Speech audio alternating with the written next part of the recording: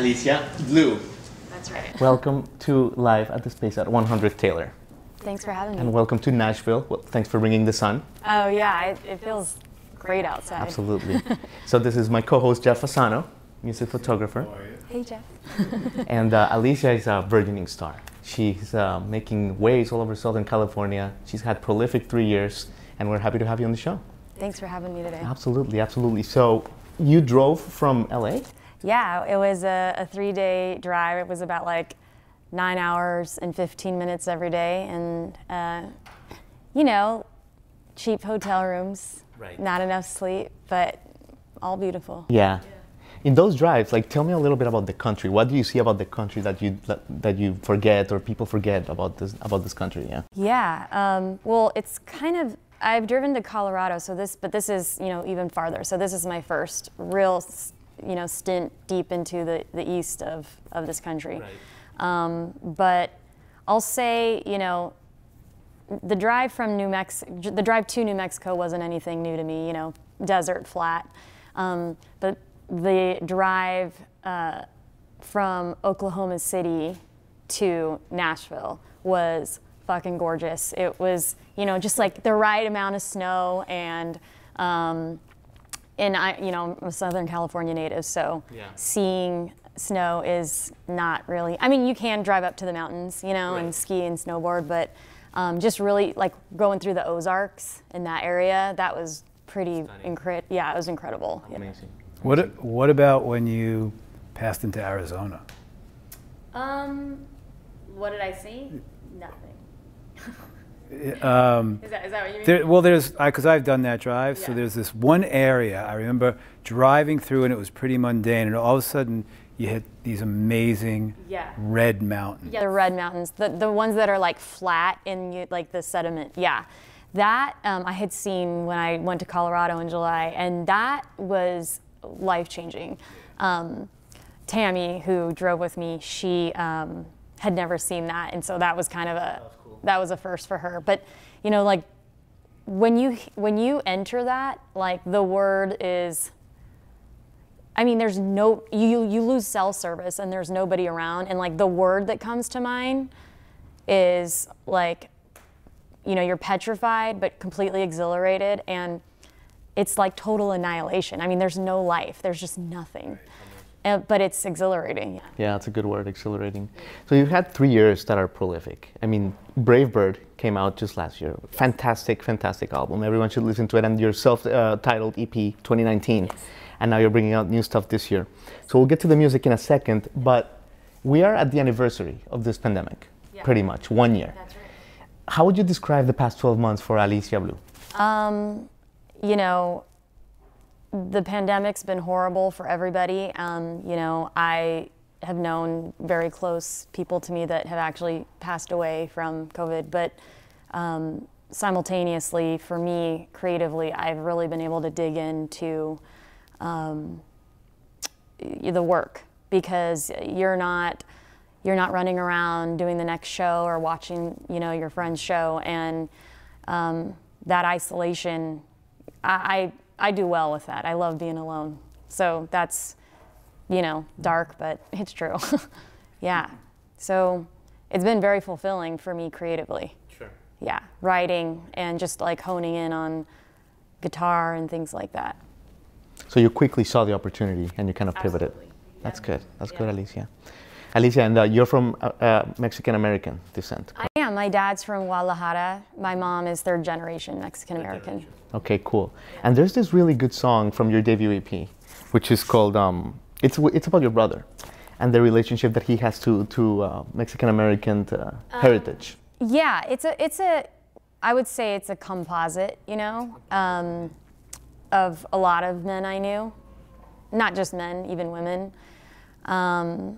And it's, I think that song gets overlooked because it sounds lovely, but it's, pretty scathing commentary on assimilation and, not really wanting to be who you are. Yeah. Why do you think that is? You know, like in this country. Yeah, there's many reasons for that. You know, my grandfather grew up in Arizona and was hit in school by his teachers for speaking Spanish, or made fun of for bringing tacos in his lunch. You know, sure. So assimilation. You know, I love when white people say to me, "I can't believe you don't speak Spanish that well," and it's like, it's hilarious because assimilation is not, it's not like people are running towards it because it's fun and beautiful. It's like a deep psychological problem that is not the fault of the immigrant or a person of a different culture. Almost the circumstances, like it's total circumstances. And I don't judge my brother or the next guy for having that issue. Definitely. But I did want to comment on it. Sure. And I'm from South Florida, so I see it with plenty of Latin American countries too. Yeah, it's a thing. Yeah. Alicia, I don't know if you know Jeff, her first love was poetry. That was words, poetry, writing. Tell us a little bit about how words came into your life, reading books as a young girl. Yeah, well, when I was a kid, I wasn't even exactly a great reader, but my parents got divorced when I was 12, and I just started writing things, you know. To cope? Yeah, completely. And I didn't even know that I was doing anything creative. I didn't even know what creative meant. I didn't even know what an artist was. And in, I think, 6th grade, we got an assignment, and it was like this, it was an image of a woman, and it was like, write one paragraph about what she's going through. And she was like a woman in total poverty with like a child, and she was so forlorn with wrinkles. And for some reason, whatever, I have no idea what possessed me to do this, but I didn't write a paragraph. I just wrote like sentences, and every sentence started with like "I see." So I had this like ability to put myself in her eyes and like creatively describe what she's seeing. And it was like, I see this, I see that, I see that. And it was like this poem, I guess you could say. And my teacher came up to me and she kind of thought, she said, "Who wrote this? You know, you had someone write this." And I was kind of getting in trouble. I was like, "No, I wrote this." And then she like talked to my mom about it, and my mom was like, "I didn't write this." Yeah. So that was like there, and I, you know, even then wasn't aware that there was something there with words, but yeah. I love it. And I mean, your songwriting, it's another level. So obviously it's translated, absolutely. And I love this part of Alicia's story, which is, you know, she pursues her, you know, her writing career. She goes to Cal State Northridge. So when did you go to Cal State Northridge? 2012. Yeah. So I used to work with KCSN. Okay, cool. Yeah, the radio station. So I was up at Cal. I read that, and so what was going to Cal State Northridge like for the years that you were there? It was all right. Nothing I'd have, you know, hours to speak of. But it was important because it took you to absolutely. Yeah. That changed your life with Malcolm Clark. Yeah. And I mean, I didn't, going to that school had nothing to do technically with meeting Malcolm, but I was in my last year of college when I met him. When you met him? Yeah. Okay. So, I mean, for the audience that doesn't know who he is, he's pretty much like an underrated musical legend. Yeah, exactly. He was a diamond in the rough. Malcolm had a stroke at 27, which ruined his career, but you know, he was touring with, he was in Little Richard's band when Jimi Hendrix was the band leader, and then was getting produced by Barry White and Johnny Guitar Watson under like a bunch of those cool indie labels like OK, Liberty, and he was a badass. And I met him, I was working at a grocery store, and you know, I knew nothing about music, and this old man, Bob, was my favorite customer. He used to write for Chess Records, and I was quite rebellious for the first time in my life, and I hated my manager, and I took my apron off and I was storming out the door. I was like, I quit. That's pretty cool. It felt great. I'm so proud of myself. And in was walking Bob, while I was walking out, and he's like, "What are you doing?" And I was like, "I quit." And he's like, "You can't quit, you know. What are you gonna do? How are you gonna take care of yourself?" And I was like, "I'll figure out something. I'll clean houses. Do you know anyone that needs their house cleaned?" And that was Malcolm. I cleaned his house once. That was that. Did you know who he was? Oh no, the way I found out was cleaning his house and finding old records and cassettes and with his name on it. Oh my God. And he was like, I was like, "Who were you?" And he's like, "You don't want to know." And then, you know, that turned into me going over every week, and you know, then it became more frequent, and he told me his story, and I was fascinated, and I think I just said, "Could you teach me about singing?" Because I had never sang before. Yeah. This is a Hollywood movie, Jeff. You know what's really cool about it? Isn't it cool how you had that feeling of when you were working and you decided to leave, you ran into somebody, and then Malcolm comes in, and how the universe conspires to put all the people in place who we need to know once we know where we want to go. Yeah, I mean, it's totally radical. I mean, it's, you know, I was just speaking with my manager and my team about this the other day, but they were all, you know, we were doing this little interview, and they were getting to know me, some people he brought on the team, and they were like, "We don't even believe in divine providence, but because of you, I think we're starting to." and it's like, it's true. It's incredible. Yeah. That's amazing. That's amazing. What else did you learn from him besides music? Like values, hard work, like what kind of things that that you have today?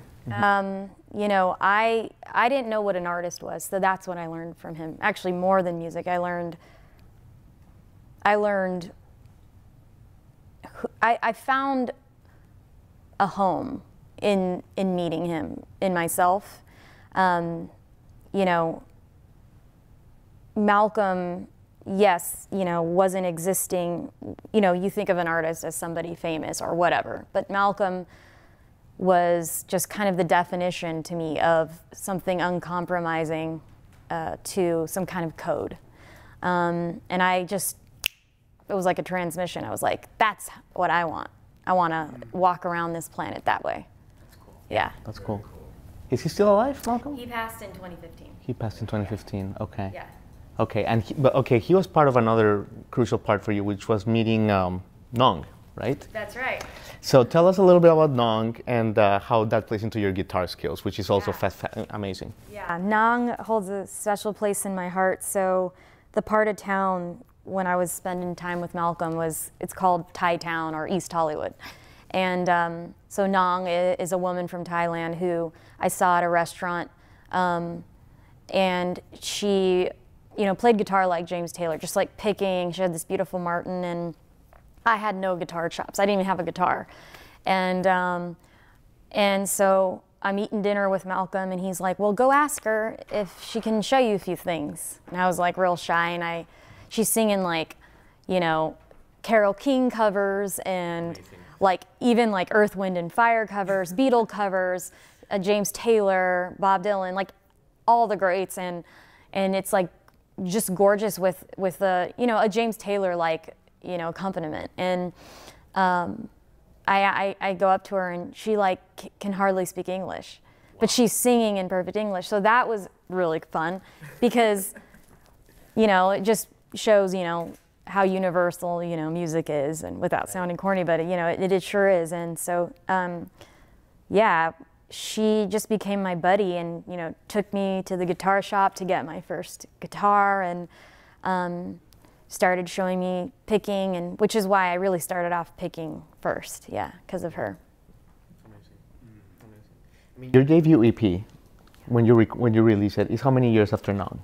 2019. Yeah, so 4 years. 4 years. Yeah. Okay, because it sounds like. I mean, I knew her we spent like 2 years together. Like 2 years together. Yeah. But your debut EP, what strikes me, came out in 2019, self-titled, is that it has such a force. It's like you have this like voice that was like inside of you for your entire life, and you were like unleashing it. That's an honor. Thank you. Yeah. Did you feel like that recording it? Like you were like set free? Yeah, I did. you know, I had had a relationship with someone and was trying to make, you know, music that I thought they thought was cool. And that whole thing just fell through the floor. And so then I said, okay, I'm gonna go make my own music with just me and my guitar. And then I did it with this guy, Eduardo Rivera, who's amazing. He just like said like, be you to the max, you know? So that was that. And so, yeah, that was quite liberating. And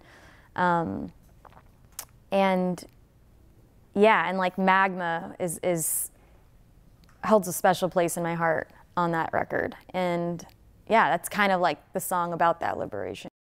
Yeah, Coming Home Incognito also really good. Thank you. And then Por un Amor? That's right. Yeah? There's one that she's Spanish. She only she's Spanish on one song. You should hear it. It's really good. I did hear one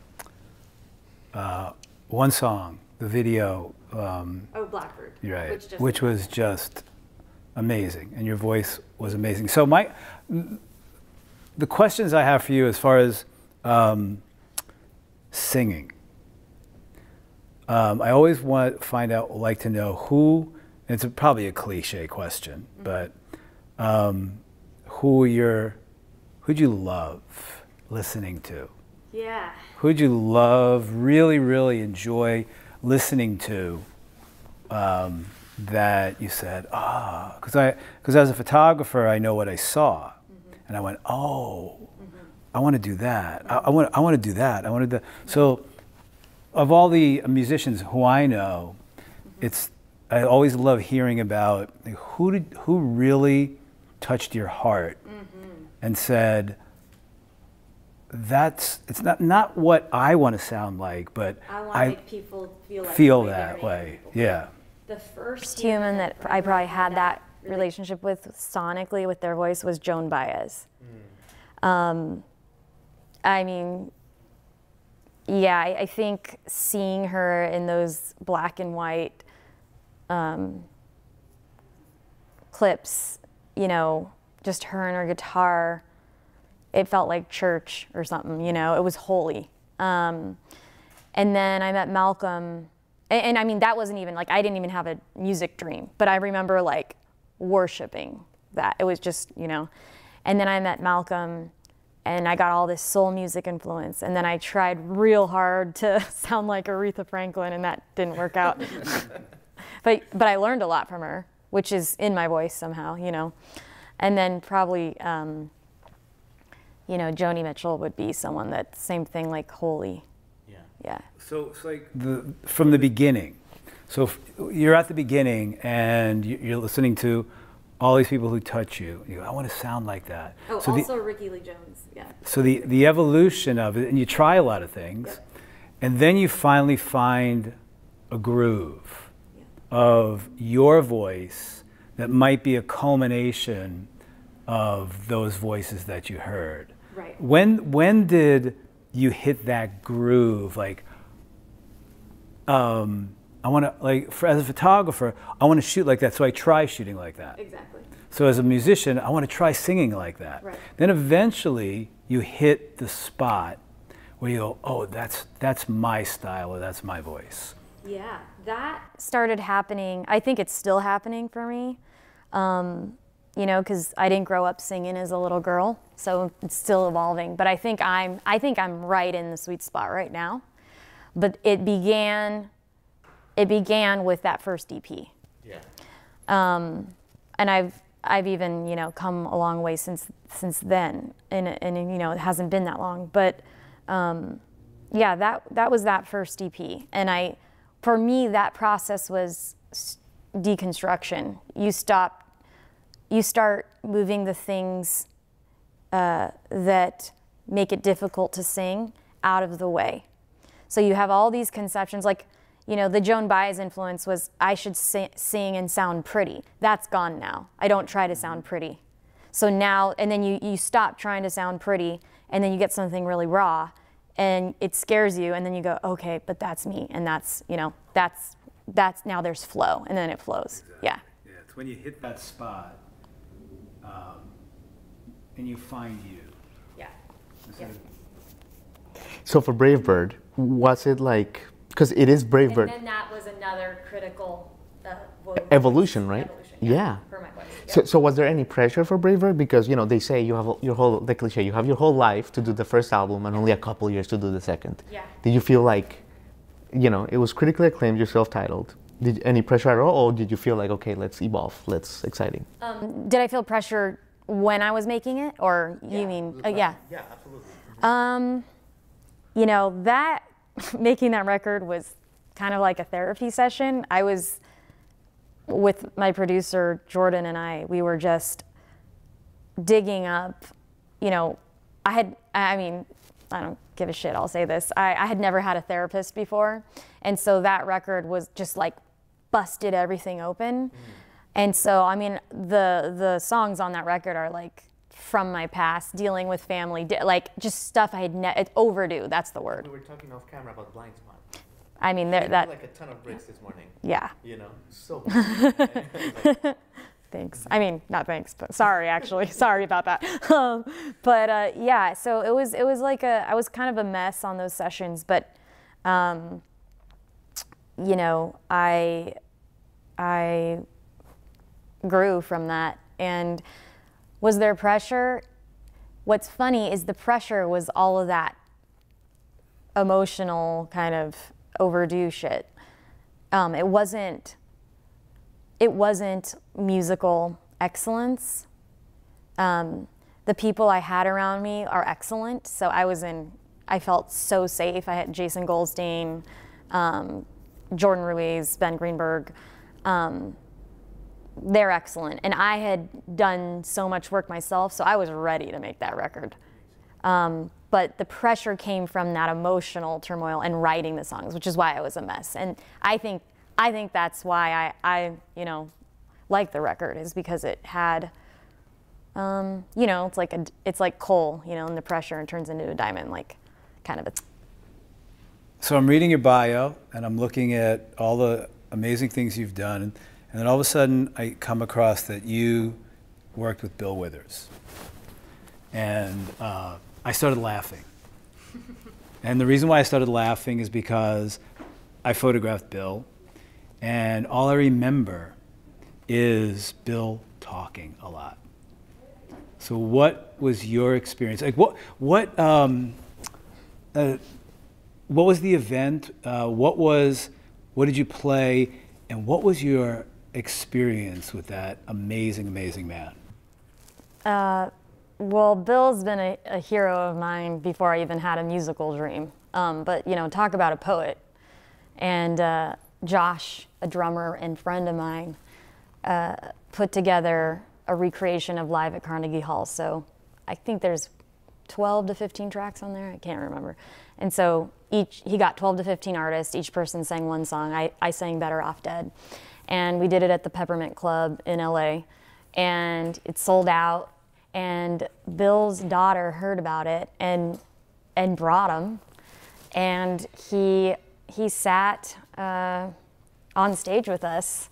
And on the finale, we did Lean on Me, and he was in tears. And then at the end, kind of just stood up on the stage and told the whole audience, like, his journey, what matters in this lifetime. But, you know, quite natural for a storyteller like that. Yeah. When he was in the Army? Yep, told that story, and how he, you know, he had a stutter and did his first show at 33, and yep. Because he started writing in the Army. And right. He was in the Army. Right, and while he was wherever he was based, I think he was, you know, there were like brothel type places, and those women had taught him the courage to be in front of people because he had the stutter. And I mean, this advice doesn't really work for me, but I appreciate him, you know, sharing it. But he said, you know, when you're on a stage, this is what they taught me. And he said, I want to tell you guys this. He said, you know, when you're on the stage, you got to just look at everyone out there like you're here, and you just got to look at them like they're down there. and then you'll get the confidence. but that's what the woman like taught him, you know, and it just, you know, quells your fears every time. And yeah, he's such a special dude. Yeah, whatever works for you, you know. Yeah, I enjoyed hearing his stories and that are never ending. Yeah. So Alicia, you're gonna. There's a rumor that you're gonna grace us with a couple of songs. Is that an accurate theory? So tell us what songs you're gonna play, or tell us which one you're gonna play first, and then maybe like the story behind it and something. This is Blind Spot. It's off of Brave Bird, which came out last year, and you know, I guess you could say this is a tune about, you know, overdue shit from your past.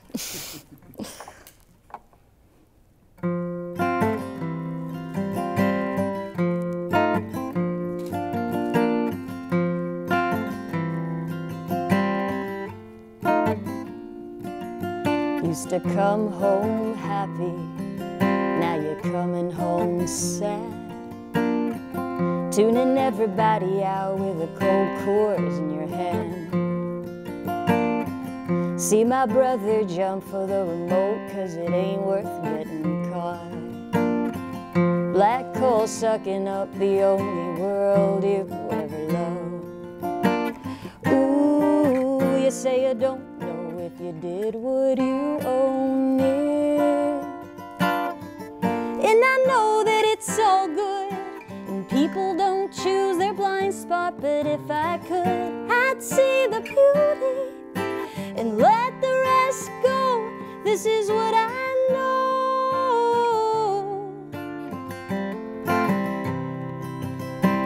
Now that you're gone, I'll take your spot in the bed. Some kind of hand-me-down nightmare from the company head. We needed brakes on the car, she needed brakes from life. Some kind of cavitation from the space that's left behind. Ooh, don't say you don't know, you won't break if you show it. Ooh, now that I'm grown, I can let go of it. And I know that it's all good, and people don't choose their blind spot, but if I could, I'd see the beauty and let the rest go. This is what I know. This is what I know.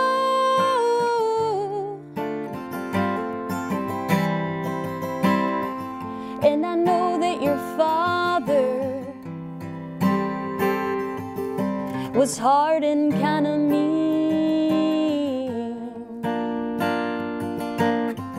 but I can't really blame you for not knowing what a family means. And I know that it's all good, and people don't choose their blind spot. I'd see the beauty and let the rest go. Feeling light, it's a good start. Some kind of space in a clean heart. And ain't it something, the way that things go? This is what I know. This is what I know. This is what I know.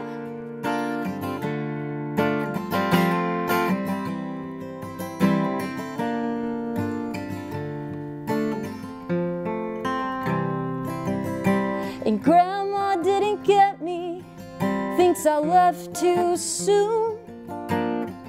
Wish I had the words back then like I do for you. But she's here now, watching novellas across the room.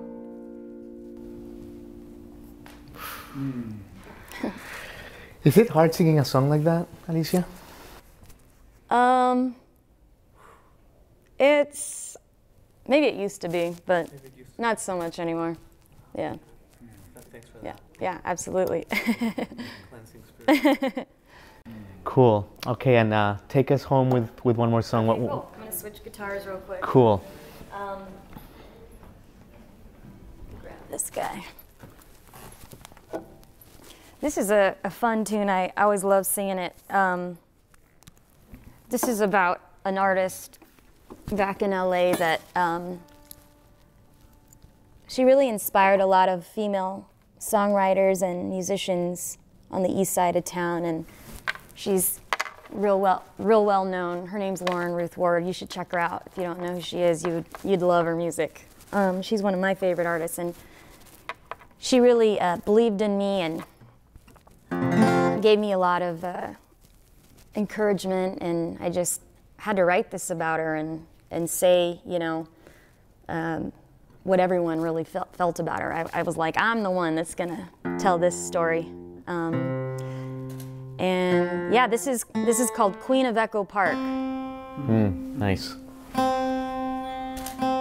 Echo Park is the one by downtown, right? Correct. Is that the one? Okay. That's right.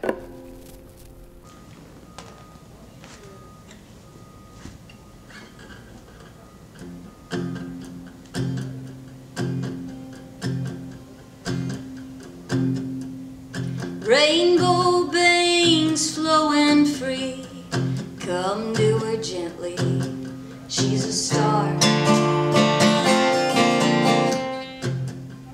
Recycled jeans when she met me, she says, come to me, come as you are.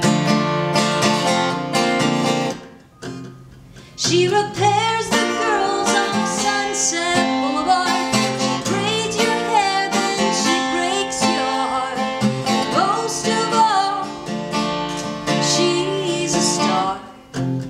She's the queen of Echo Park. She's the queen of Echo Park. She's the queen of Echo Park. She's the queen of Echo Park.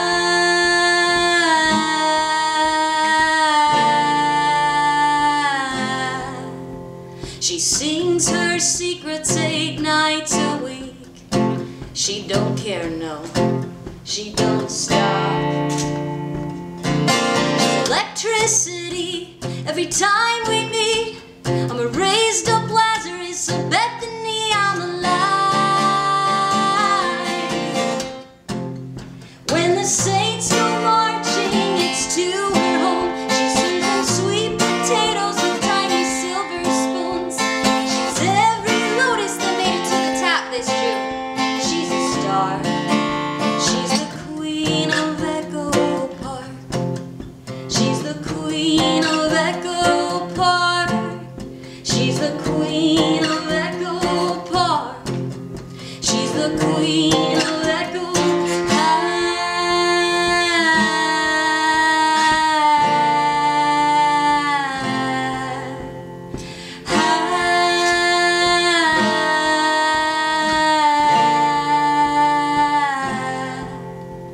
And here I sit, cheeks rosy red, shrinking back from what I've confessed. But she don't judge as she resurrects all the color buried in my chest. So I shout the good news from my breast, like some east side angel evangelist, to tell them more. She's a star. She's the queen of Echo Park. She's the queen of Echo Park. She's the queen of Echo Park. The queen of Echo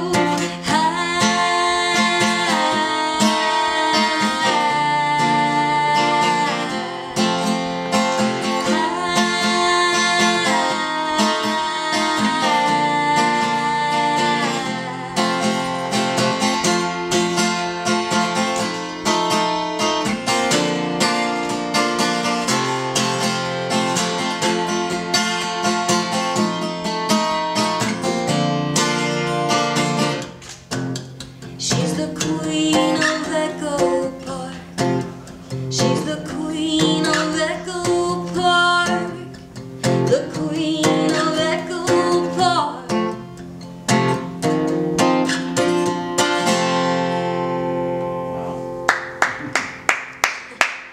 Xiaolu, thank you so much. Thank you so much, for guys.